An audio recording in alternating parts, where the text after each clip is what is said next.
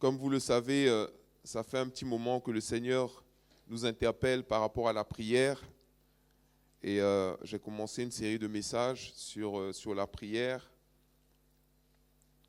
que nous allons approfondir aujourd'hui. Amen.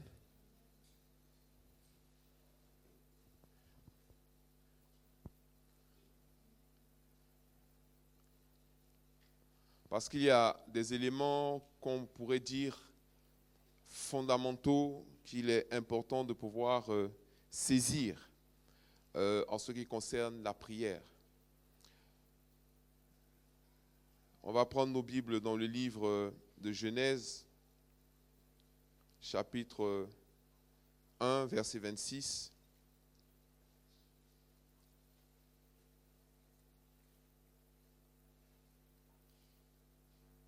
Genèse 1, 26.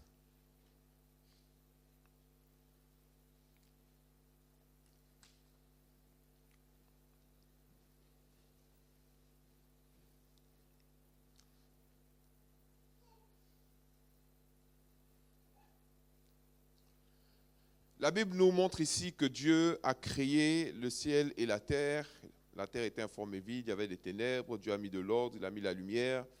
Il a permis aux mammifères marins, aux animaux, aux plantes et tout. Il a établi son règne. Et il a dit ensuite, au verset 25, la dernière partie, Dieu vit que cela était bon. Verset 26, la Bible dit, puis Dieu dit, faisons l'homme à notre image, selon notre ressemblance. Amen. Faisons l'homme à notre image, selon notre ressemblance, et qu'il domine sur les poissons de la mer, sur les oiseaux du ciel, sur le bétail, sur toute la terre et sur tous les reptiles qui rampent sur la terre. Verset 27, Dieu créa l'homme à son image, il le créa à l'image de Dieu, il créa l'homme et la femme. Amen. Qu'il domine. En anglais, dans la version King James, ça dit « let them rule », c'est-à-dire qu'il règne, qu'il domine, qu'il, en d'autres mots, exerce l'autorité, que ce soit eux qui régulent. Donc, quand vous lisez ça, vous vous rendez compte en fait qu'il y a eu à ce moment un transfert de pouvoir, un transfert d'autorité. Amen. Dieu a littéralement transféré l'autorité sur la terre à l'homme. Il n'a pas dit « faisons l'homme à notre ressemblance », à l'autre image, selon notre ressemblance, et que nous dominions. Il n'a pas dit nous allons dominer ensemble. Il a dit qu'il domine. C'est-à-dire c'est l'homme qui doit dominer, qu'il domine. Amen. Donc l'homme n'a pas une partie de la domination sur la terre. L'homme n'a pas une portion. Non. Il a transmis à l'homme toute la domination sur la terre. Qu'il domine. Voyez? C'est comme si, je sais pas, dans une maison où vous venez habiter, il y a le propriétaire de la maison et il vous héberge. Il vous dit, bon, viens habiter chez moi, ou il fait sa maison et il dit, ça, c'est ta chambre. Donc, à partir du moment où il dit, c'est ta chambre, tu fais ce que tu veux dans ta chambre, tu l'organises comme tu veux. Donc, qui dit transfert d'autorité, qui dit transfert de possession, qui dit transfert de ce genre de transfert, veut dire quoi? Que si tu veux qu'il intervienne dans ta chambre, ou si tu veux qu'il rentre dans ta maison, c'est comme un propriétaire qui te loue sa maison, vous signez le bail, une fois que tu as les clés, c'est sa maison, mais il ne peut plus entrer comme il faisait avant. Vous voyez, il y a un transfert on dit l'usufruit, il y a un transfert de la jouissance du bien en échange d'un loyer. Est-ce que vous me suivez? Voilà, donc maintenant il te dit, c'est ta maison, donc lui il ne peut pas venir et puis rentrer et dire non, c'est moi le propriétaire. Non, il ne peut pas, il n'a pas le droit. Vous voyez, pour qu'il puisse entrer, il faut que vous l'invitiez. Est-ce que vous comprenez? Il faut que vous lui demandiez de venir, d'entrer. Même s'il veut rentrer, il va vous dire, je souhaite venir voir un truc, est-ce que je peux venir? Et c'est à vous, tant que vous ne lui donnez pas l'autorisation, tant que vous ne lui donnez pas le droit de le faire, il ne le fera pas. Est-ce que vous me suivez là, jusque-là? Vous voyez? Donc, dans cette phrase-là, et qu'il domine, c'est quoi? C'est trois mots. Qu'il domine. Qu'il domine. Amen. Que l'homme domine. Que l'homme règne. Que l'homme règne. Le dominer qui est utilisé ici, c'est pas dominer avec force, mais c'est qu'il gère, qu'il s'occupe de la terre, qu'il règne. Hein? C'est une notion de règne. Et même le diable a confirmé, comme on l'a lu encore dans Luc, chapitre 4, verset 4. Luc, chapitre 4, verset 5 plutôt.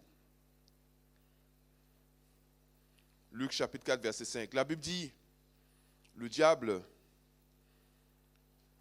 l'ayant élevé, donc il a élevé qui? Il a élevé Jésus. Parce que là, on parle de la tentation du Christ. Après qu'il ait été baptisé, il a été rempli du Saint-Esprit. Ensuite, il est rentré dans le désert, poussé par le Saint-Esprit, pour jeûner pendant 40 jours et 40 nuits. Après les 40 jours, le diable lui est apparu et il y a eu plusieurs événements. Lors d'un des événements, la Bible dit, le diable l'ayant élevé. Donc, le diable a fait quoi? Il a élevé Jésus. C'est ce que ça dit, le diable l'ayant élevé. Ok? Donc, il y a des gens qui pensent que toute élévation vient de Dieu. Je vais vous dire une chose, toute élévation ne vient pas seulement de Dieu. Le diable a le pouvoir d'élever aussi sur la terre. Et très souvent, il va élever des gens pour que ces gens-là puissent faire un maximum de dégâts, en fait. Est-ce que vous me suivez? Donc, c'est pas, quand les gens disent, oui, c'est Dieu qui élève. Oui, Dieu élève, mais le diable aussi élève. Et le diable élève même beaucoup plus de personnes sur la terre que Dieu. Et il va expliquer pourquoi. Vous savez, contrairement à Dieu, le diable, c'est un violeur. Le diable, c'est quelqu'un qui ne respecte aucune règle, qui ne respecte pas les règles. Est-ce que vous me suivez? Donc lui, si vous voulez, il ne va pas attendre que quelqu'un lui demande avant qu'il intervienne. Vous voyez? Vous n'invitez pas le diable s'invite lui-même. Mais si vous voulez voir Dieu agir quelque part, vous devez l'inviter parce que Dieu, lui, il respecte. La Bible dit qu'il est un Dieu d'ordre. Donc, il respecte. À partir du moment où il a donné l'autorité à l'homme, il ne peut pas se substituer à l'homme pour pouvoir agir. Est-ce que vous me suivez? Mais le diable, lui, il a l'habitude, justement, il aime ça, se substituer à l'homme. Il aime écraser l'homme. Il aime mettre l'homme de côté et faire ce qu'il a envie de faire. Pourquoi? Parce que même s'il n'aime pas, il ne respecte pas les règles, il y a au moins une règle qu'il a respectée. Au moins une. À la Genèse. C'est-à-dire que tant qu'il ne respectait pas ce que Dieu avait dit, lui-même, il n'allait pas avoir de pouvoir sur la terre.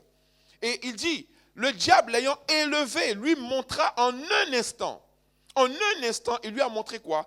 Tous les royaumes de la terre. Il lui a montré tous les royaumes de la terre. Il lui a montré la richesse du monde. Il lui a montré les privilèges du monde. Il lui a montré tout ce que le monde pouvait regorger comme richesse et tous les royaumes, les domaines. Bon, on aura un jour une étude sur les royaumes. Et il lui dit, je te donnerai toute cette puissance. Je te donnerai toute cette puissance. En d'autres mots, il dit, j'ai la puissance. J'ai une puissance. Et je te la donnerai. Et la gloire de ces royaumes. Et la gloire de ces royaumes. Une gloire, la gloire de ces royaumes. Donc ces royaumes-là ont une gloire. Et le diable dit, je vais te donner ces royaumes et je vais te donner la gloire de ces royaumes, car elle m'a été donnée. Et je la donne à qui je veux. Elle m'a été donnée et je la donne à qui je veux. Quand il dit, elle m'a été donnée, il ne ment pas. C'est une des rares fois où le diable ne ment pas. Parce qu'elle lui a été donnée. Elle lui a été donnée quand? Dans le jardin d'Éden. Elle lui a été donnée dans le jardin d'Éden. Elle lui a été donnée lorsque la femme s'est soumise à lui. Et qu'ensuite, elle a donné le fruit de l'arbre à Adam. Et Adam, lui aussi, s'est soumis au diable. En acceptant de manger ce fruit-là. Est-ce que vous me suivez? Alors que Dieu les avait défendus de le faire. J'ai d'ailleurs une petite réflexion dessus. On aura l'occasion d'en parler. Moi, ma question, c'est est-ce que Adam était obligé de suivre sa femme? Est-ce qu'il était obligé? Mais quand vous réfléchissez à ça, vous allez dire, si vous prenez ça d'un aspect purement humain, d'un aspect mondain, les gens vont dire, ouais, il a bien fait. Parce qu'il n'aurait pas suivi, qu'est-ce qui allait se passer? Lui, il allait rester dans le jardin d'Éden, sa femme allait être chassée. Donc, ils allaient être quoi? Séparés? Ah non, mais il faut le compromis, il faut trouver le compromis. Donc, le compromis, c'est quand la femme prend une direction, il faut forcément la suivre, en fait. Mais ça, c'est démoniaque. Parce que lui, c'est justement sur ça qu'il s'est basé. Pour dire, ah bon, c'est pas moi qui ai mangé, c'est ma femme qui a mangé. Donc quand Dieu lui a demandé, mais Adam, as-tu mangé? Pourquoi Dieu ne s'est pas tourné vers la femme? Parce qu'en premier, c'est la femme qui a mangé, mais c'est l'homme qui a l'autorité. Donc c'est lui, c'est lui. Je vais vous dire une chose, tout ce que vous allez laisser faire dans votre maison, c'est votre responsabilité. Ne pensez pas que vous allez pouvoir mettre ça sur votre femme. Comme un monsieur qui me disait une fois, oui, je veux donner la dîme, mais ma femme n'est pas d'accord. Mais mon frère, il faut dire que tu n'as pas envie de donner la dîme. Ta femme ne peut pas se lever et dire, elle n'est pas d'accord que tu donnes la dîme, et puis toi tu dis, oui, tu as raison, mon frère. Arrête de mentir. Parce que c'est exactement ce qu'Adam a fait. Adam a mangé le fruit, après il dit, c'est la femme que tu m'as donnée. Donc là, il a créé encore un autre problème. C'est-à-dire, il a établi maintenant cette relation avec Dieu dans la prière qui est la notion de demander, vous recevrez. C'est-à-dire, non seulement Dieu t'a donné l'autorité sur la terre pour pouvoir la gérer, la régler, t'en occuper, la faire prospérer, la faire multiplier et tout. Mais en plus de ça, si tu veux avoir quelque chose, il faut que tu demandes. Parce que si je te donne ça sans que tu le demandes, le jour où il y aura un problème, tu vas dire que moi je n'ai pas demandé, c'est ce que tu m'as donné et ce genre de choses. Donc maintenant, tu vas demander. Et c'est pour ça que tu ne peux pas obtenir les choses de Dieu sans prier. Tu ne peux pas obtenir les choses de Dieu sans prier.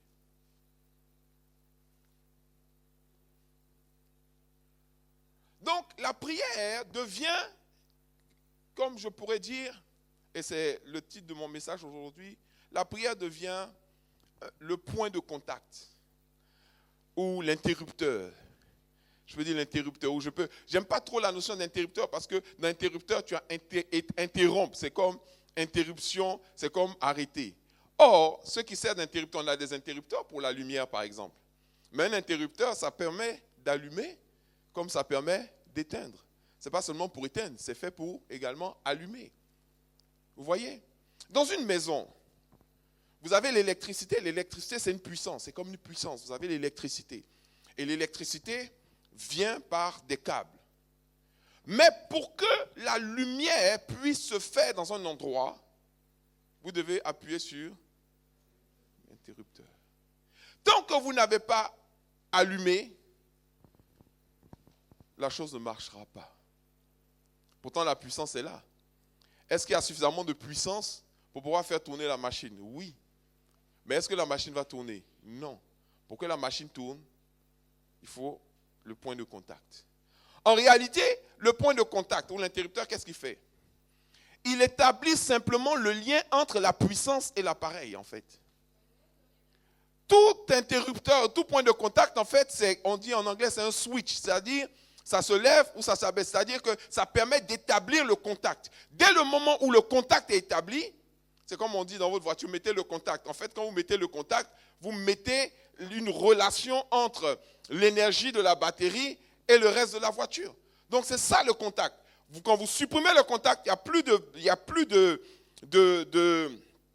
flot de puissance. Et quand vous établissez le contact, la puissance vient. Quelqu'un peut dire, oui, mais il n'y a pas de puissance dans la maison, il n'y a pas d'électricité dans la maison. Tu regardes une prise, et puis tu dis, mais regarde, là, il n'y a pas d'électricité. Si tu veux être sûr qu'il n'y a pas d'électricité, essaie d'établir le contact avec la prise. Hello. Alléluia. Essaie d'établir le contact avec la prise. Tu prends genre un cintre métallique et puis le bout là, tu mets ça dans la prise. Dès le moment où il y aura contact, tu vas savoir s'il y a puissance. Donc, le problème, c'est que beaucoup de gens croient en la puissance de Dieu, mais il n'y en a pas beaucoup qui établissent le contact entre la puissance et eux. Oh my God. Donc, la puissance peut être là, mais elle ne peut ne pas marcher tant que tu n'établis pas le contact.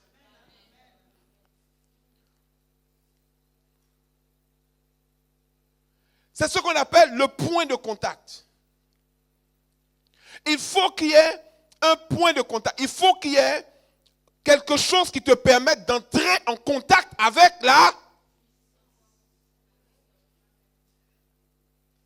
quelque chose doit te permettre d'entrer en contact avec la puissance. Tant que tu ne rentres pas en contact avec la puissance est là, mais elle n'agit pas.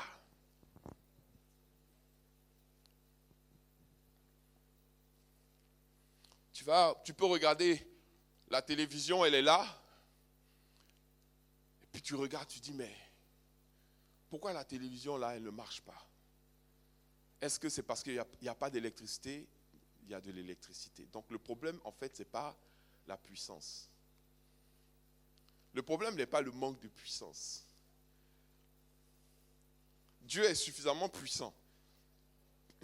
Quelle que soit la situation, Dieu est suffisamment puissant par rapport à cette situation. Donc le problème n'est pas la puissance. Est-ce que la télévision marche?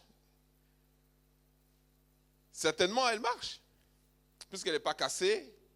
Donc le problème n'est pas l'objet, c'est pas ce que tu veux faire, c'est pas ça le problème. Mais pourquoi ça ne marche pas? Est-ce que tu as essayé d'allumer? Est-ce que tu as mis le contact? Tout appareil, quand tu allumes là, tu dois soit tourner, soit appuyer. Pourquoi? Parce que ça doit être, parce que deux choses doivent pouvoir se coller. Comme Jésus a expliqué ça encore. La femme qui avait la perte de sang. Il était au milieu d'une foule de personnes. Les gens le touchaient, mais aucune puissance ne sortait de lui. Les gens, il était au milieu de gens, donc il y avait des gens partout autour de lui. Et il y a une femme qui est venue derrière lui et qui l'a touché, qui a touché même son vêtement. Et il s'est arrêté, il a dit, quelqu'un m'a touché. Ses disciples même ont trouvé un moyen de rire. Ils disent, mais on est une centaine de personnes autour de toi, tu dis quelqu'un m'a touché. C'est quelle prophétie ça? Jésus dit non. Vous tous, vous me touchez, mais il n'y a pas eu de contact. Alléluia. Il n'y a pas eu de contact. Vous tous, vous me touchez, mais il n'y a pas eu de contact. Mais il y en a une qui a établi un contact. Mais comment elle a établi ce contact-là? Lorsqu'elle était dans sa maison avec la perte de sang et qu'elle criait à Dieu, j'ai tout essayé, ça n'a pas marché. Alléluia. Oh Seigneur, comment je vais sortir de cette situation? Montre-moi le chemin. Et Dieu lui a dit, donc c'est par la prière. Et Dieu lui a dit maintenant, cet homme-là, si tu le touches, tes pertes de sang depuis combien d'années là? 28, ça va finir en même temps. Donc elle a eu le point de contact. Le point de contact, c'est la prière. C'est la prière. Et quand elle est venue, dès qu'elle a touché le pan de la robe de Jésus, une puissance est sortie de lui en même temps. Pourquoi? Parce qu'il y a eu le point de contact. La puissance en même temps. Et ses pertes de sang se sont arrêtées. Et elle arrivait toute tremblante et dit, Seigneur, c'est moi qui t'ai touché. Parce qu'il a senti que la puissance était sortie. Pourquoi? Parce qu'il y a eu un contact.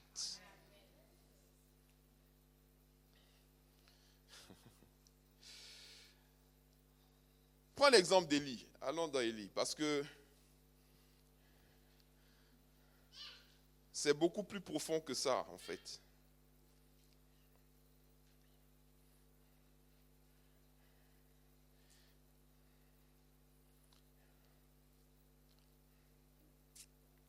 Élie, vous allez voir ça dans excusez-moi juste une seconde, dans 1 Roi, plutôt dans Jacques. On va lire d'abord la version dans le Nouveau Testament, dans Jacques, chapitre 5.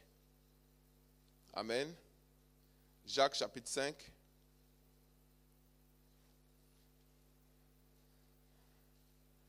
Parce que maintenant, les gens ne prient plus, les chrétiens ne prient plus. Ils ne prient plus assez, ils ne prient plus comme ils doivent, ils ne prient pas comme ils doivent prier.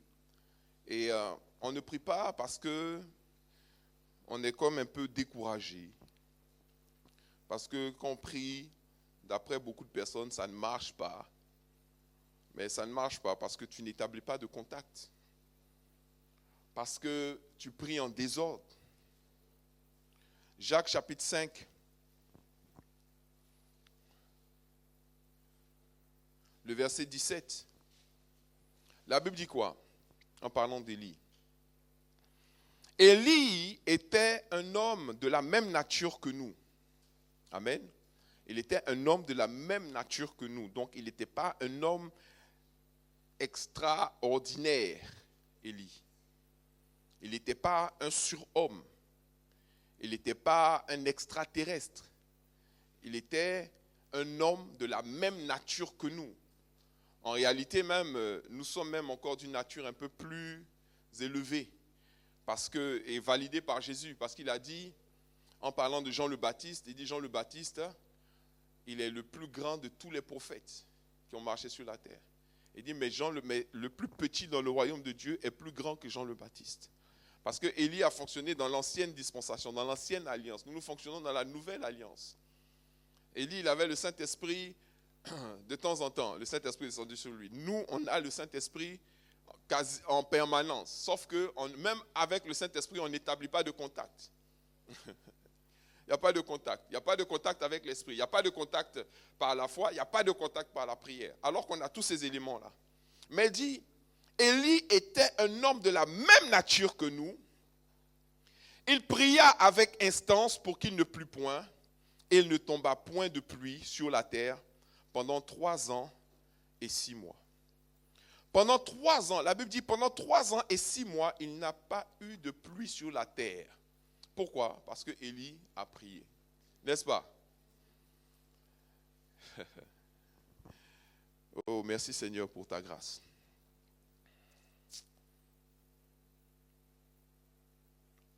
Vous savez, allons maintenant à la genèse de cette histoire-là, dans 1 Roi, chapitre 17. Et vous allez comprendre quelque chose.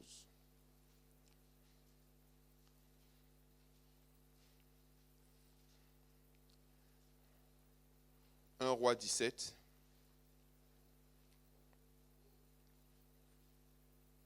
Le verset 1. La Bible parle d'Élie. Élie le Tishbite. La Bible dit, Élie le Tishbite, c'est un surnom assez spécial. Amen. Élie le Tishbite, l'un des habitants de Galade, dit à Akab. Akab qui est le mari de Jézabel. Ok. Donc il dit à Akab, l'Éternel est vivant, le Dieu d'Israël dont je suis le serviteur. Il n'y aura ces années ni rosée, ni pluie, sinon à ma parole. Il n'y aura ces années-ci, ni rosée, ni pluie, sinon à ma parole. Alléluia. Donc il va voir le mari de Jézabel, Akab. Vous savez, spirituellement, Adam c'est un Akab. Akab c'est Akab, le mari de Jézabel. Et tous les hommes qui se laissent dominer par leurs femmes sont des Akab. Peut-être que ça ne va pas te plaire, mais c'est la vérité. C'est la Bible qui est comme ça. Donc, Élie est venu, il n'a pas parlé à Jézabel, il a parlé à Akab. Parce qu'il dit, Akab, tu laisses le désordre dans ta maison. Tu laisses le désordre dans ta maison. Moi, je suis venu te dire que Dieu va mettre de l'ordre dans cette maison. Alléluia. Dieu va mettre de l'ordre dans cette maison. Vous savez, c'est pour ça que je dis, l'histoire de la prière, c'est très important, c'est fondamental. Il y a des raisons pour lesquelles la prière ne marche pas. Et très souvent, et vous savez, concernant la prière, il y a un moyen de contact. Il dit, si deux d'entre vous s'accordent sur la terre pour demander quoi que ce soit, cela leur sera donné par mon Père qui est dans les cieux. Une des raisons fondamentales pour laquelle les prières des chrétiens ne marchent pas, c'est parce qu'entre eux et leurs conjoints, ça ne marche pas. Sinon, vous avez tout pour façonner le monde, vous avez tout pour faire de grandes choses. Mais quand vous n'arrivez pas à vous accorder, à vous entendre, quand vous n'arrivez pas véritablement à établir aussi ce qu'on appelle le lien d'autorité, parce que ce n'est pas Jésus, la femme, l'homme, non, c'est Jésus, l'homme, la femme. L'homme doit jouer son rôle d'autorité dans la maison. Et c'est pour ça que Élie ne pouvait pas venir parler à Jézabel, il est venu parler à Akab. Et il est venu dire quoi à Akab? Il dit, Akab, il ne va plus pleuvoir ici, dans cet endroit, dans ce périmètre-là, pendant 3 ans et demi. Il n'a pas dit 3 ans et demi, mais il ne va plus pleuvoir ces années-ci. Sinon, à ma parole. Ok, allons dans 1 Roi 18 maintenant. 1 Roi 18, verset 1.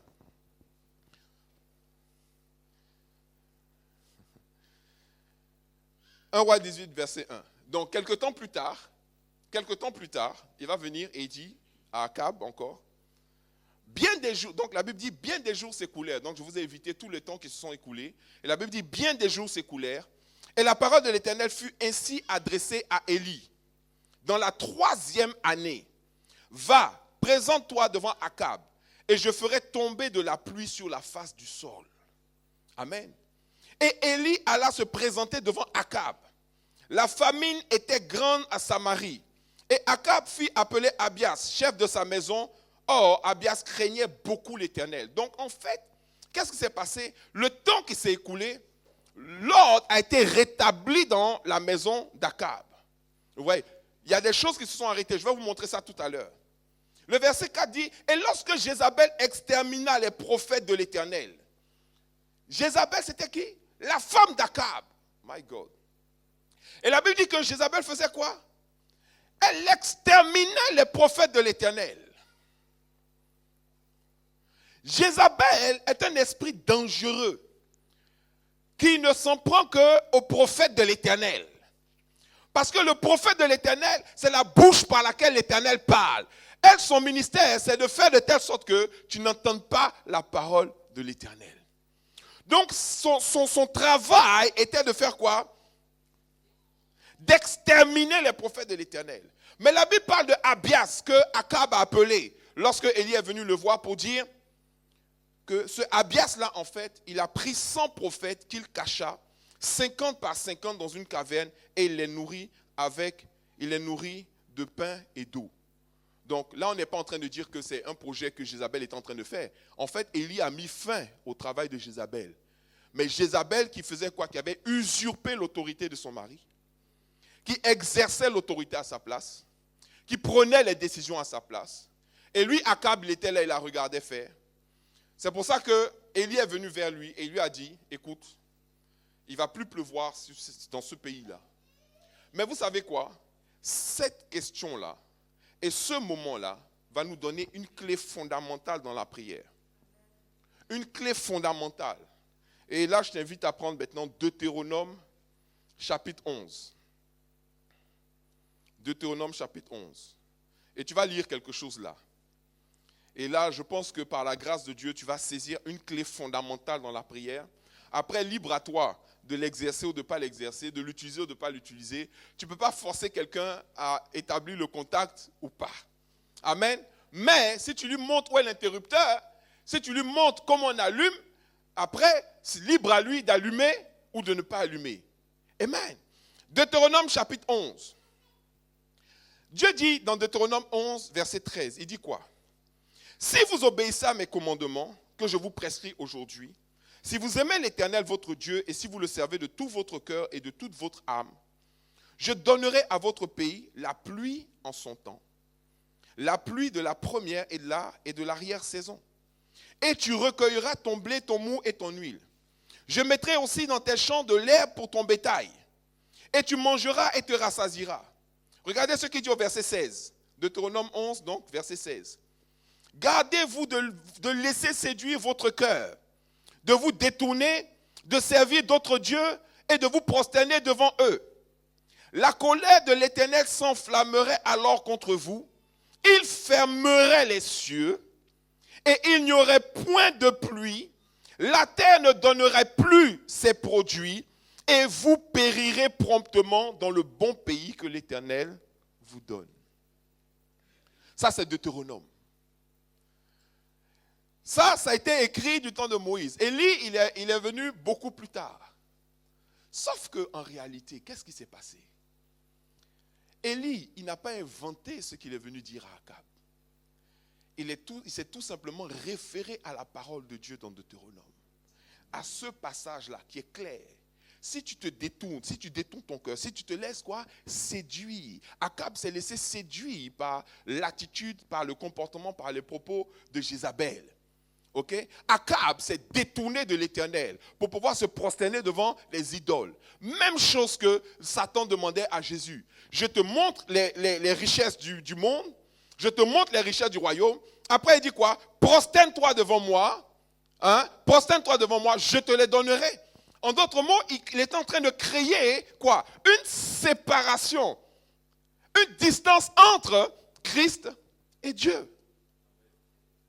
Oh my God, my God, my God. J'espère que tu es en train de saisir ce que je suis en train de te dire. Dieu dit littéralement que il ne peut pas y avoir une idole dans ton cœur et puis la pluie va tomber. Ce n'est pas possible. Dieu ne va pas aider les idoles de ta vie. Il ne va pas aider les idoles de ta vie. Il ne va pas aider les idoles de ton cœur. Vous savez, le plus grand problème en fait, c'est le problème de l'homme, c'est le problème de l'idolâtrie en fait. C'est le problème de l'idolâtrie. Vous savez c'est quoi l'idolâtrie? L'idolâtrie, c'est une personne, ou un endroit, ou une chose, ça peut être une chose, à laquelle tu regardes pour rencontrer ton besoin. Dieu a dit, je pourvoirai à tous vos besoins. Je pourvoirai à tous vos besoins. Donc tous tes besoins sont pourvus en l'Éternel. Maintenant, si tu regardes autre chose que l'Éternel, pour que ton besoin soit pourvu, tu viens de créer une idole. Donc, il y a des gens qui viennent à l'église, mais qui sont des grands idolâtres. On a plein d'idoles dans notre vie. Pour certains, leur travail, c'est leur idole. L'argent, c'est leur idole.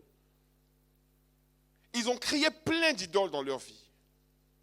Et maintenant, ils veulent que la pluie tombe. Mais Élie, qu'est-ce qu'il a fait? Il a tout simplement pris cette parole-là. Que s'il y a des idoles dans ta vie, la pluie va arrêter de tomber. C'est pas ce que ça dit?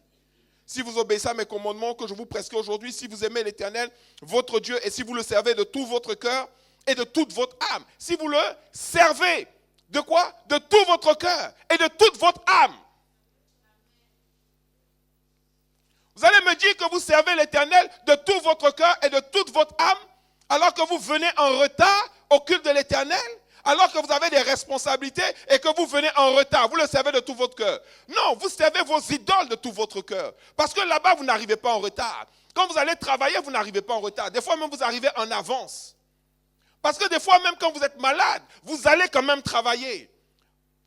Vous allez quand même travailler. En fait, vous servez les idoles. Le problème, c'est que les gens servent les idoles toute la semaine. Et le dimanche, c'est pour eux, ils disent, ils sont en train de rendre un service à Dieu lorsqu'ils se présentent devant Dieu. Donc, tu as inversé la chose. Maintenant, tu veux que la pluie tombe. La pluie de l'arrière-saison, la pluie de la première saison, tu veux être arrosé, tu veux être sous la pluie. Élie a dit à Akab, toi, tu es un idolâtre. Tu as idolâtré ta femme, Jézabel, qui, elle, maintenant, sert ses idoles Baal, qui tue les prophètes de l'Éternel. Donc, il y a du désordre dans ta maison. Laisse-moi te dire qu'il n'y aura plus de pluie pendant 3 ans. Il n'y aura plus de pluie, sinon à ma parole. Mais quand il a fermé le ciel comme ça, et c'est comme ça que le ciel se ferme sur la tête de plusieurs personnes. Parce qu'ils ont établi des idoles dans leur maison. Ils ont l'apparence de la piété, mais ils renient ceux qui ont fait la force. Ils n'ont jamais de temps pour prier. Ils n'ont jamais de temps pour prier. Invitez-les, convoquez-les à un programme de prière. Ils ne vont jamais venir. Ils vont toujours trouver une raison, une excuse. Je travaille, je fais ci, je fais ça. Ton travail n'est pas au-dessus de Dieu, mon frère. Ton travail peut devenir une idole dans ta vie. Et Akab, de manière désinvolte, parce qu'il n'a pas voulu user de son autorité, il est devenu un serviteur de Baal. Peut-être que lui s'est jamais prosterné devant Baal. Mais sa femme, elle adorait Baal. Mais qu'est-ce qu'il a fait pour régler le problème? Rien. C'est la femme que tu m'as donnée. Elle fait ce qu'elle veut. Rien, il n'a rien fait. Il ne s'est même pas désolidarisé même. Et elle tuait les prophètes. Elle tuait les prophètes. Elle tuait les prophètes. Et Élie est venu dire, cette histoire-là va s'arrêter aujourd'hui. C'est pour ça qu'il a dit, il ne va plus pleuvoir, sinon à ma parole. Mais vous voyez, même quand Élie prie, parce que très souvent on lit ce passage-là, Élie est un homme comme nous, il a prié, il n'y a plus de pluie sur la terre pendant 3 ans et demi, ensuite il a prié, c'est revenu. C'est pas comme ça s'est passé. Non. Pensez que vous, on prie comme ça, c'est-à-dire tu as un délire là et puis tu te mets à prier. Non, on prie selon la volonté de l'Éternel. Et surtout même, c'est même pas la volonté, parce que quand tu dis même la volonté, il y a des gens qui sont capables de dire Dieu m'a dit que. Tu vois? Parce qu'il est capable d'inventer une volonté de Dieu parce que ça l'arrange. Ah oui, non, les gens sont trop forts. Dieu est en train de me parler actuellement. Il est en train de me parler. Il est en train de me parler. Mon frère, laisse ça à côté. Oh, lui, Élie, il n'a même pas prié même sur la volonté. Il a prié sur la parole. La base de la parole de Dieu. Alléluia. On prie sur la base de la parole. On prie sur la base de la parole. Si tu demandes à Élie, mais de quel droit tu te permets de venir fermer le ciel? Il dit Deutéronome chapitre 11, verset 13 à 17. D'ailleurs même j'appelle, je me base maintenant sur le Deutéronome 11, 17 qui dit la colère de l'Éternel s'enflammerait alors contre vous, il fermerait les cieux et il n'y aura point de pluie, la terre ne donnera plus ses produits et vous périrez promptement dans le pays que l'Éternel vous donne. C'est clair. Et il s'appuie sur cette parole-là pour fermer le ciel. Alléluia. Eh oui, j'ai prié, mais je ne vois pas de changement dans ma vie. Tu pries sur quelle base? Quel est le point de contact? Pour ça, il y a des gens qui disent, non, moi, la parole, là, je ne suis pas trop dedans. Moi, c'est plus la prière. Oh. Tu racontes des cracks. Tu racontes des cracks. Il n'y a pas cette affaire. Je vous ai déjà d'abord montré que, enfin, je vous ai mis au défi, je ne sais pas, peut-être que quelqu'un a trouvé un verset qui parle dans la Bible du ministère d'intercession. Trouvez-moi un ministère d'intercesseur dans la Bible. Il n'y a pas de ministère d'intercesseur. Il y a un ministère de la parole. Il y a les apôtres, les prophètes, les docteurs, les évangélistes, les pasteurs. Vous avez vu dedans, il y a un intercesseur? Il n'y a pas d'intercesseur. Parce que nous sommes tous appelés à être des intercesseurs. Tous. Toi-même, tu dois intercéder pour toi-même d'abord. Et tu dois intercéder pour les autres, intercéder pour l'Église. Nous sommes tous appelés à être des intercesseurs. Il n'y a pas quelqu'un qui est né avec une faculté exceptionnelle de rentrer en contact avec Dieu. C'est comme si tu dis, moi je ne peux pas appuyer sur l'interrupteur. Je vais appeler quelqu'un pour qu'il vienne appuyer sur l'interrupteur. Lui, il est trop fort d'appuyer sur l'interrupteur. Comme si quand lui, il appuie sur l'interrupteur, là, il appuie d'une manière spéciale qui fait que ça marche plus vite. Mais tu parles de quoi? Non, ça n'a pas de sens. Non, lui, il a le ministère d'appuyer sur l'interrupteur. En fait, il y a des gens même qui vont même ériger ces personnes-là en idoles dans leur vie. Parce que qu'est-ce qu'il va dire? Si lui, il n'appuie pas sur l'interrupteur, ça ne peut pas marcher. Donc, il est là, il dit, la télévision ne marche pas, la télévision ne marche pas, la télévision ne marche pas. On dit, mais qu'est-ce qui se passe? Non, non, je vais appeler telle personne, il va venir allumer la télé. Donc, toi, tu vas rester 2 mois sans regarder. Tu mens. Arrête de te laisser manipuler. Si tu dois être capable d'établir le contact, comment est-ce que tu peux dire, moi j'ai un Dieu, je marche avec Dieu, je vis avec Dieu, j'ai besoin de Dieu, et à aucun moment tu n'es capable d'établir de contact avec ce Dieu-là.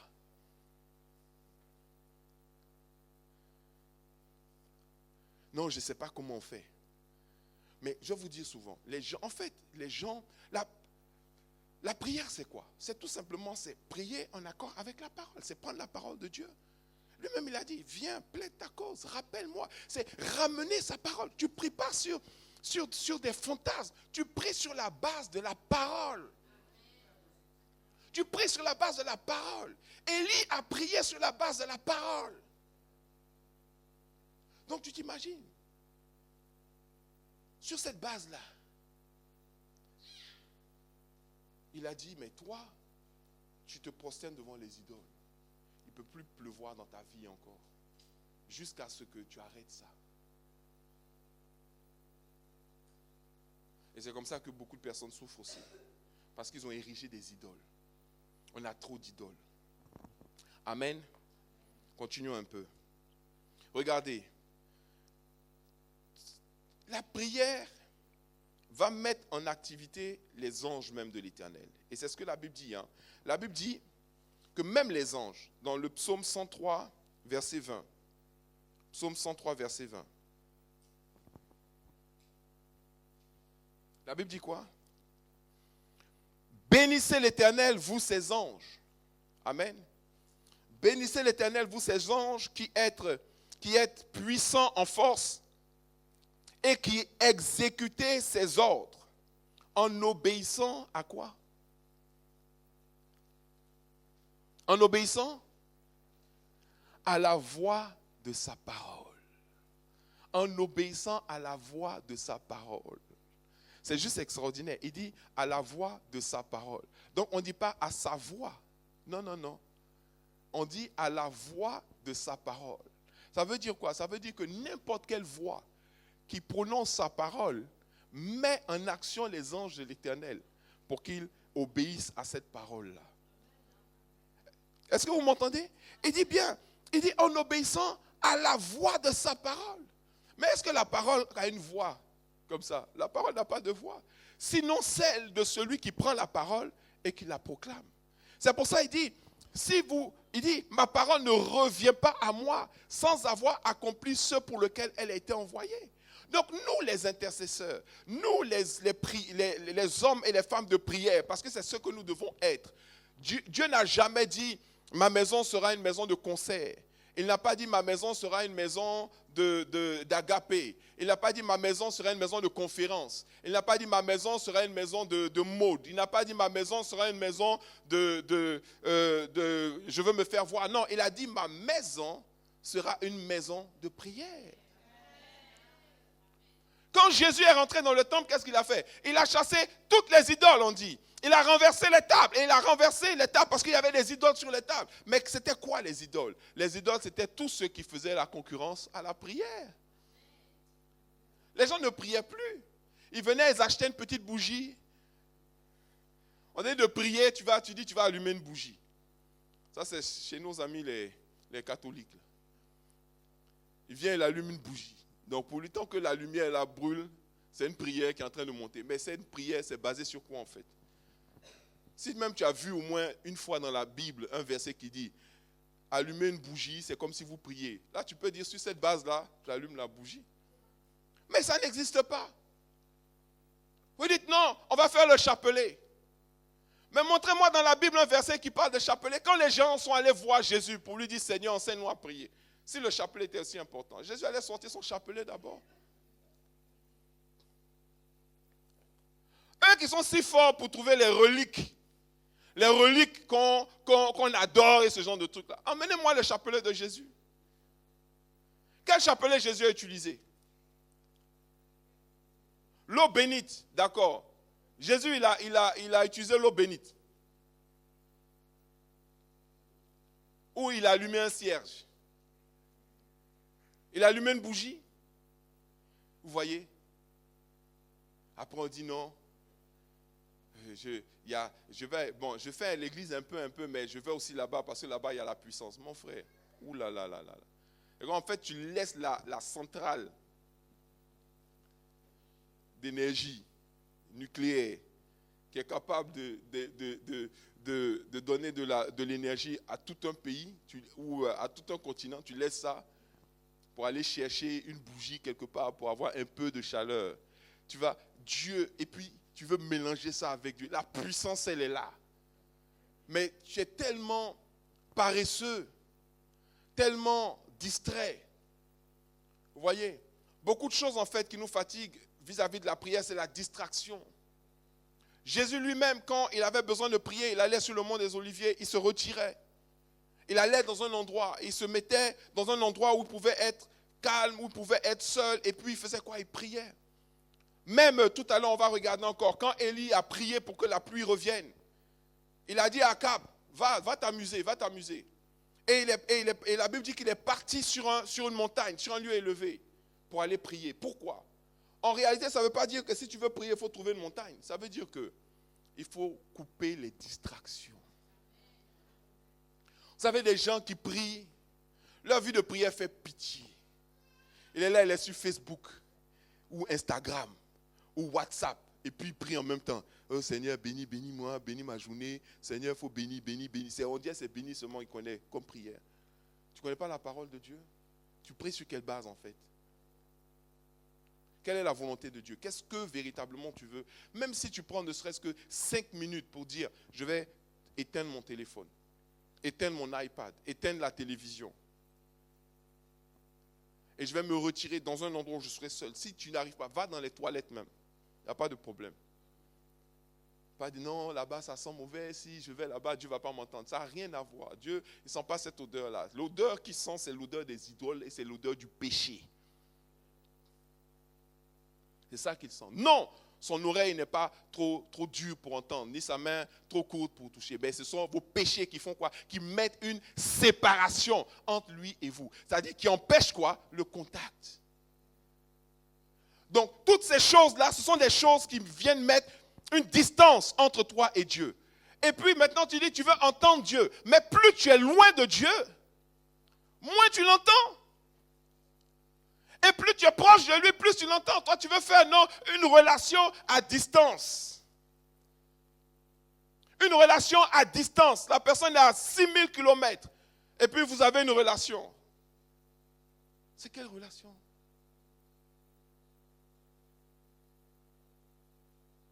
Revenez à moi, dit l'Éternel, et je reviendrai à vous. Mais vous allez revenir à lui comment?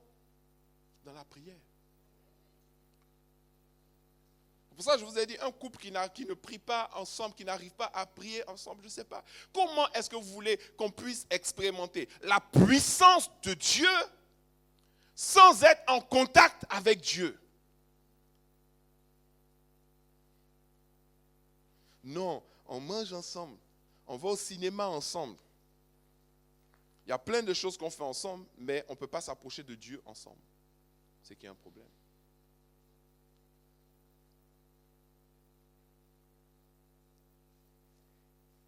Je ne dis pas ça pour vous condamner. Hein. Ça, c'est la parole de Dieu. C'est pour que nous puissions véritablement revenir à l'Éternel. Amen. Amen. Vous savez, Élie, il a ouvert et il a fermé le ciel. Tu peux affecter l'ouverture et la fermeture du ciel. Amen. Je vous ai dit, je vais vous prendre le passage où il allait prier pour que la pluie revienne. Prenez encore 1 roi, c'est toujours 1 roi 18, et puis on va clore tout à l'heure, on va finir. 1 roi 18. Je crois que c'est le verset 41.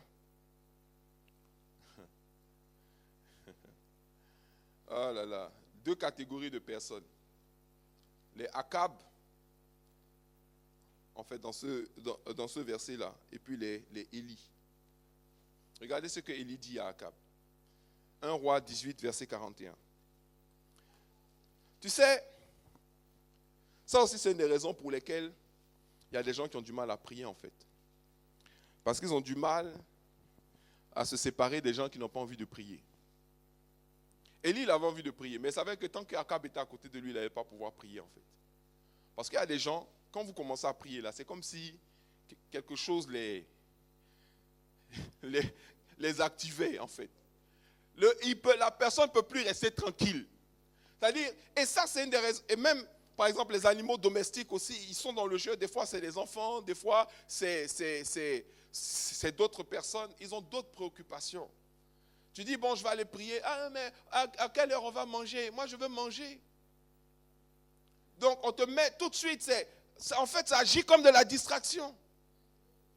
C'est pour ça qu'on a des vies de prière qui sont misérables, qui sont médiocres. Parce que, d'abord, est-ce qu'on prie sur la base de la parole? Parce que le comment tu pries, c'est important. Jésus lui-même a dit, quand vous priez, allez dans un endroit, fermez la porte derrière vous, isolez-vous. Jésus lui-même s'est isolé pour prier. Donc toi, tu ne vas pas me dire que toi, tu es plus fort que Jésus pour être capable de prier au milieu de jeux vidéo, de films, de musique, de dombolo, je ne sais pas quoi là, avec les atalakou, et puis avec l'autre qui te dit qu'il a faim et les odeurs de poisson qui sont en train de griller là-bas. Toi, tu fais comment? Tu fais comment? Quand on prie, on met pause. Pause. Je dois parler à Dieu. Alléluia. Alléluia. Pause, je dois établir un contact avec Dieu. Et tu ne peux pas être en contact avec ton téléphone et être en contact avec Dieu en même temps. Tu ne peux pas suivre les actualités Snapchat pendant que tu es en train de prier. Ce n'est pas possible. Parce que quand tu fais ça, tu n'es pas connecté à Dieu. Tu es connecté à ton téléphone. Et le téléphone devient pour toi même une idole. Parce que c'est la première chose que tu consultes quand tu te réveilles. Ce n'est pas qu'est-ce que Dieu dit. Ce n'est pas de lire la parole de Dieu. Ce n'est pas de te connecter à Dieu. Non, tu te connectes d'abord à Facebook avant de te connecter à Dieu. Tu as déjà rempli ta tête de trop de choses, de trop de distractions. 1 Roi 18, verset 41. Et Élie dit à Akab, qu'est-ce qu'il dit à Akab? Monte, mange et bois. Il dit, va, mange, bois. Car il se fait un bruit qui annonce la pluie. Oh my God. C'est-à-dire que les deux sont au même endroit, mais il y en a un qui entend le bruit qui annonce la pluie. Akab, lui, n'a rien entendu. Toi, tu dis, Dieu s'apprête à faire ça. Les gens disent, il fait quoi? Qu'est-ce qu'il fait? Non, vous n'êtes pas sur la même longueur d'onde, en fait. Vous pouvez être dans la même maison, mais vous n'entendez pas la même chose. Vous voyez? Pourquoi? Parce qu'il n'est pas connecté. Parce qu'il n'est pas connecté. Il n'est pas connecté. Il n'a pas de quoi. Il n'est pas connecté. Des fois, tu prends ton téléphone, tu vas aller sur Internet, tu essaies, on dit non, tu n'es pas connecté. Tu ne peux pas.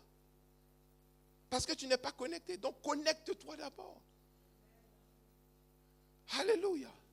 Mais le truc avec Dieu, c'est que pour te connecter à Dieu, tu dois te déconnecter des autres choses. Amen. Aujourd'hui, les gens n'ont pas trop de problèmes pour se connecter. Ils ont plus de problèmes pour se déconnecter. Dis à ton voisin, apprends à te déconnecter des autres choses pour te connecter à Dieu. Ça, c'est une autre des raisons pour lesquelles les prières ne marchent pas. Parce que tu fais des prières qui n'ont pas de poids. Tu fais des prières qui n'ont pas de sens. Tu fais des prières qui n'ont pas de fondation. Tu fais des prières qui n'ont pas de base. Et des fois, même, tu fais des prières, mais tu n'es pas connecté. Parce que c'est ça qui est dangereux, quand tu n'es pas connecté. Tu tapes sur ta messagerie là, tout un email très élaboré, tout. Tu mets le titre en gras, après tu arranges, tu fais tout. Quand maintenant c'est prêt, tu fais envoyer. Et puis ça dit, pas de connexion. Donc on met ça où? Dans le brouillon. Mais il y en a qui ne savent pas qu'il y a un brouillon. Donc il appelle, il dit, mais tu as reçu mon email? Il a dit, non, je n'ai jamais reçu ton email. Pourquoi? Mais tu n'es pas connecté, tu n'étais pas connecté. Donc ça allait dans les brouillons. Donc il dit, donc il y a brouillon. Je comprends pourquoi l'année dernière, l'autre n'a pas reçu mes vœux. Je comprends pourquoi. Donc il va maintenant, et il ouvre maintenant les brouillons. Et se rend compte qu'il y a au moins 50, 100 brouillons qui sont là. Qui sont des emails, des messages qui ne sont jamais partis. Donc des fois tes prières là, tu envoies ça quoi? Ça va dans brouillon. Brouillon. Tu penses que quand Élie même qui était un homme de prière, il a prié, il n'y a pas eu de pluie, il n'y a pas eu de pluie pendant 3 ans et demi. Quand il a dû prier, il s'est éloigné de tous les gens de distraction pour pouvoir se concentrer pour prier. Mais toi, il y a la musique ici, il y a le jeu vidéo là, l'autre en train de jouer. Et puis, au milieu de ça, tu es en train de prier. Seigneur, c'est quoi? C'est brouillon. Mieux vaut pour toi 5 minutes, 2 minutes, basé sur la parole, d'un endroit, retiré, calme. Vraiment, en prenant Dieu au sérieux par rapport à la prière, tu auras plus de résultats que de faire des prières de brouillon. Il y a des gens qui n'ont même tellement pas le temps de prier que c'est au volant de leur voiture.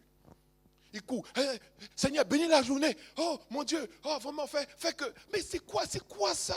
Donc, Dieu, lui, tu ne peux pas... Attends, toi, tu peux parler au président de la République. Pour lui parler, tu vas demander une audience. Et si tu accordes 2 minutes même, c'est beaucoup. Mais quand il va te dire, ok, tu es devant lui, il te dit, maintenant parle. Tu as 2 minutes, tu vas être tellement... Tu vas t'apprêter une semaine avant, tu vas même t'apprêter et tout. Tu te présentes devant Dieu, et puis c'est comme ça, devant un croissant. Seigneur, merci pour cette journée. Au nom de Jésus, amen. Et puis tu dis, non, la prière, ça ne marche pas. La prière marche, mon frère. Sauf que les chrétiens ont arrêté de prier. Nous avons arrêté de prier. Élie dit à Akab, on va finir là. Élie dit à Akab, monte, mange et bois, car il se fait un bruit qui annonce la pluie. Akab monta pour manger et pour boire. Mais Élie, alléluia. Donc Akab a fait quoi? Il est monté pour manger et pour boire. Mais, dis mais. Tu vois? Élie, il a fait quelque chose de différent. Mais Élie monta au sommet du Carmel. Il monta au sommet du Carmel. Le Carmel, c'est une montagne. Il monta au sommet du Carmel. Et se penchant contre terre, il mit son visage entre ses genoux. Amen. Il mit ses visages entre ses genoux. Vous savez pourquoi il a mis son visage entre ses genoux? Parce que quand tu fais ça, qu'est-ce qui se passe? Si tu mets ton visage entre tes genoux, et que tu sais que tu mets ta tête entre tes jambes, donc tes jambes font quoi? Ça bouge tes oreilles.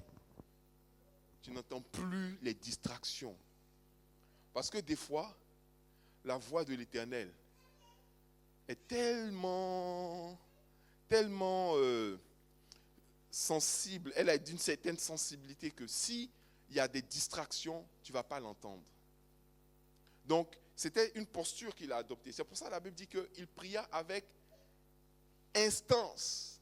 Il pria avec insistance, mais en fait, en réalité, si vous regardez bien le verset, ça dit avec instance. Donc, il y a une manière de prier. C'est pour ça qu'il dit quoi? La prière fervente du juste est d'une grande efficacité. On n'a pas dit la prière du juste est d'une grande efficacité. On dit la prière fervente. Donc, il y a une manière de prier quand tu veux véritablement que quelque chose arrive.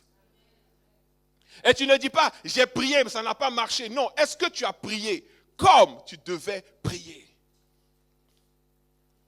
Est-ce que tu as coupé avec le bruit? Est-ce que tu as coupé avec les distractions? Est-ce que tu as coupé avec les images? Il y en a qui sont tellement obsédés par certaines choses que quand ils commencent à prier, ils voient en même temps défiler dans sa tête des images d'hamburgers, de frites, de machins. Ils commencent à avoir faim. C'était le cas d'Akab. Akab, quand il voulait prier, il pensait à la nourriture. C'est pour ça qu'Élie lui a dit, va manger, va manger. Regarde, si la personne ne veut pas prier, ce n'est pas forcé. C'est pour ça que moi je suis pour que, vous voyez, le couple, ils prennent du plaisir à prier ensemble. Qu'il arrive à trouver, à s'accorder pour que le moment où on se présente devant Dieu soit un moment de plaisir. C'est pas, viens prier. Oh. Déjà même là, tu as déjà mis, c'est déjà gâté parce que il n'y a plus d'accord. Donc, si vous devez trouver des compromis, essayez de trouver des compromis pour que les tranches horaires ou les plages horaires soient les plages qui correspondent vraiment aux deux. S'il faut, faire des efforts, mais trouvez un moment où vous êtes disposés pour prier. Bon, prions maintenant. Pourquoi les palabres éclatent même avant le moment de prière? Il y en a même là, quand tu lui dis, bon, viens, on va prier, on dirait que tu l'as insulté. Donc tu veux dire quoi? C'est toi j'ai attendu pour prier quoi? Bon, prions maintenant. Mais my God. Et puis, Ça veut dire qu'au moment maintenant où vous voulez prier, là, il y a trop de choses dans la tête. Genre, la prière, là, n'a qu'à finir, elle va voir qui je suis. Je ne vais même pas lui parler pendant 24 heures, elle va comprendre. Mais ça, c'est ce qui est en train de se passer dans ta tête. Et pendant ce temps-là, tu es en train de dire, Éternel, Dieu, c'est toi qui pourvois.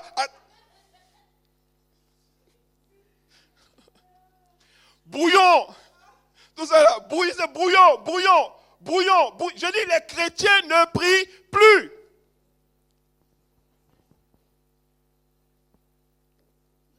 Donc Élie, quand Élie doit prier, il ne cherche pas de palabres. Ce n'est pas là que tu vas refaire l'évangile de quelqu'un pour lui expliquer non, comment, machin. Si la personne fait des histoires, écoute, tu veux faire quoi? Tu vas aller jouer au baby-foot? Va jouer au baby-foot. Tu veux jouer à ton jeu vidéo? Va jouer à ton jeu vidéo. Mais Élie monta au sommet du Carmel. Amen. Se pencha contre terre. Il mit son visage entre ses genoux et dit à son serviteur, monte, regarde du côté de la mer. Le serviteur monta et regarda et dit, il n'y a rien. Élie dit, 7 fois retourne. Waouh. Élie dit quoi? 7 fois retourne. À la 7e fois, il dit, voici un petit nuage qui s'élève de la mer et qui est comme la paume de la main d'un homme. Élie dit, monte et dit à Akab, attelle et descends afin que la pluie ne t'arrête pas. Donc il dit au gars, va manger, va boire et manger. Il se met en prière et dit à son serviteur, va regarder s'il y a des signes de l'accomplissement de la prière. Le serviteur va une première fois, il ne voit rien. Il vient et dit, je ne vois rien. Mais il aurait pu dire, donc ça ne marche pas. Non, mais il prie encore. Et il prie encore. Il dit, va voir, il va, il revient. Puis il prie encore. Il dit, va voir, il va, il regarde. Il dit, il n'y a rien. Il dit, prie encore. 7 fois. C'est pour montrer quoi? La persévérance. Et quoi? Qu'il était persuadé que son Dieu allait agir dans la situation. Alléluia. On a vu l'église prier. L'église a prié lorsque Pierre était en prison. Mais Pierre est venu les trouver à l'endroit où ils étaient en train de prier. Parce que ces gens-là croyaient en la prière. Alléluia. Il est venu frapper à la porte. Et les gens ont ouvert la porte. Une servante a ouvert la porte, elle a refermé. On dit, mais qu'est-ce qui se passe? Elle dit, non, j'ai vu le fantôme de Pierre. Là, ils l'ont tué et puis... On dit, mais non, on est en train de prier pour qu'on le libère. Va voir, c'est Pierre.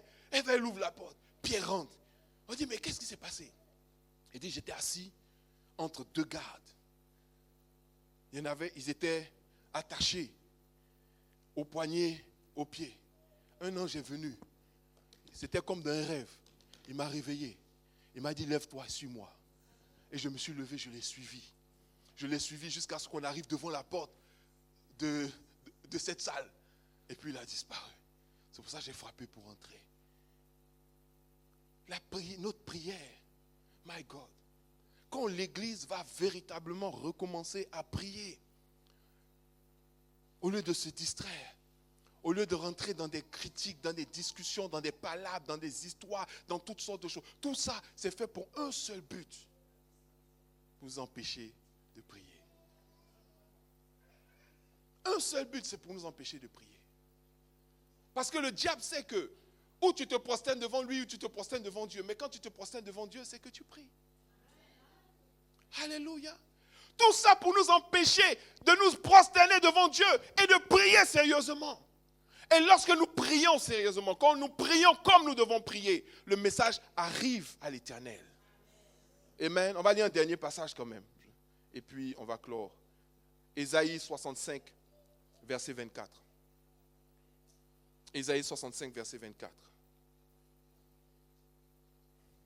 Si à travers ce message-là, que ce soit ici, ou que ce soit dans d'autres nations, dans d'autres pays, grâce aux réseaux sociaux, à Internet et tout ça, quelqu'un arrive à redonner vie à sa vie de prière, le Seigneur aura atteint son objectif à travers ce message. Alléluia. Regardez ce qu'il dit. Ésaïe 65, verset 24. Avant qu'ils m'invoquent, je répondrai. Avant qu'ils aient cessé de parler, j'exaucerai. Vous savez ce que ça veut dire en réalité? Pourquoi nous prions selon la volonté de Dieu? En réalité, nous, on pense que quand on prie, en fait, on fabrique des nouvelles choses et on demande à Dieu de faire. Non, en réalité, quand tu pries, c'est pour donner la possibilité à Dieu de faire des choses qu'il avait déjà arrêtées, qu'il avait déjà décidé de faire. Vous pensez que quand une femme stérile prie, c'est parce qu'on pense que notre prière change la volonté de Dieu. Non, notre prière ne change pas la volonté de Dieu. Regardez, quand les disciples vont et disent, Seigneur, enseigne-nous à prier, il ne dit pas, Seigneur, change ta volonté. Il dit, que ta volonté soit faite. Donc la volonté, en fait, de Dieu, elle est déjà là. Est-ce que Dieu veut que je me marie? Oui, Dieu veut que tu te maries. Est-ce que Dieu veut que tu aies des enfants? Oui, Dieu veut que tu en aies. Est-ce que Dieu veut que tu prospères? Oui, Dieu veut que tu prospères. Est-ce que Dieu veut que tu sois en bonne santé? Oui, Dieu veut que tu sois en bonne santé. Donc quand tu pries, tu n'es pas en train de fabriquer quelque chose de nouveau. Quand tu pries, tu es en train de demander que la volonté de Dieu, que ce qu'il a déjà mis à part pour toi, que cela puisse se manifester maintenant dans ta vie tout de suite. Alléluia. Et tu vas dire, mais Dieu ne peut pas faire sans que je demande. Non, il ne peut pas faire sans que tu demandes. Parce que pour que ça puisse se faire dans ta vie, il faut que tu lui donnes l'autorisation. Il faut que tu lui donnes le pouvoir de le faire dans ta vie. C'est pour ça la prière. On va se lever, on va prier le Seigneur. Alléluia. Alléluia. Tu vas prier ton Père ce matin en lui demandant véritablement de te redonner, de te donner une vie de prière comme il l'entend, comme il veut qu'elle soit. Tu vas lui demander aussi de te donner la grâce et le discernement, ainsi que la sagesse, pour que tu puisses mettre fin à toute forme de distraction dans ta vie et que tu puisses te focaliser, te concentrer, amen, pour que ta vie de prière, pour que tes prières également atteignent leur objectif. Élève la voix et prie ton Dieu ce matin.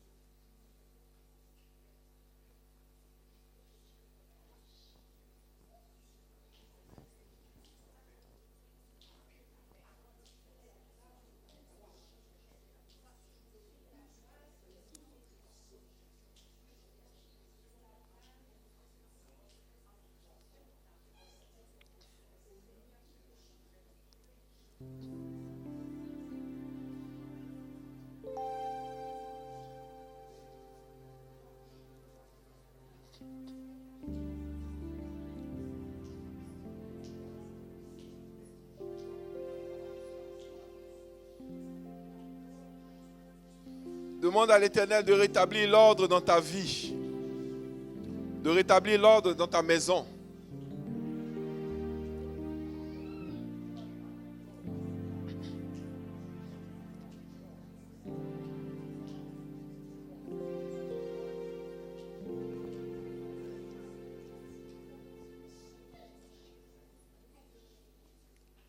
Demande à l'Éternel de réparer les fondations de la prière dans ta vie au nom de Jésus.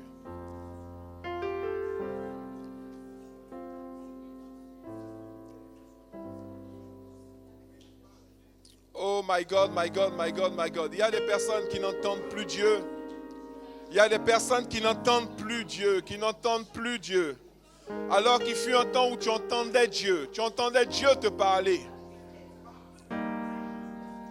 Et maintenant tu n'entends plus Dieu.